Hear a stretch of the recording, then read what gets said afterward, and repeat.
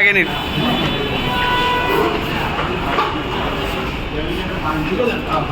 ওষুধ কোম্পানিতে চাকরি করছি তো মনে করেন 3,50,000 ট্যাবলেটের চালান থাকে, তারপরে 7 লক্ষ চালান থাকে। তো এদের এই সিলটিল নেন, এগুলো কিন্তু যারা ইএটিভি আপনারা কিন্তু ভাই সরাসরি দেখাবেন, দেখায় আমাদের নিয়ে যাবেন। আমরা ছোট সময় ভাবতাম যে জল সাপটা দিতে পারে না, তাই না?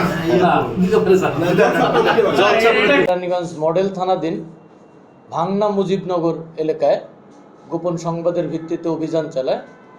গতকাল রাত 10টা থেকে 10:30টার ভিতরে তারা জনাব কামাল সাহেব তার বাড়ির 5তলা ভবনের 3তলা থেকে জনাব কাউসার, যার বয়স 50, তাকে প্রথমেই গ্রেপ্তার করে এবং তার হেফাজত থেকে 6 লক্ষ জাল টাকা উদ্ধার করে।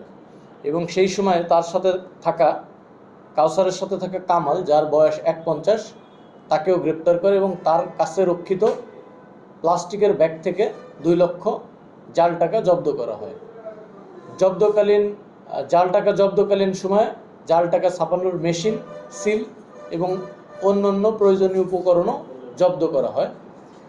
উল্লেখ্য, কাউসার একজন পেশাদার জাল টাকা ব্যবসায়ী।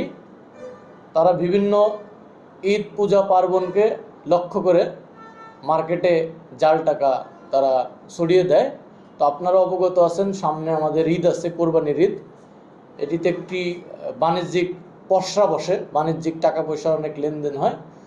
তো তারা এই ঈদকে টার্গেট করেই সামনে রেখে তারা এই জাল টাকা ছাপানোর কাজ করছিল। তো আমরা তাদেরকে ইতিমধ্যে গ্রেপ্তার করেছি।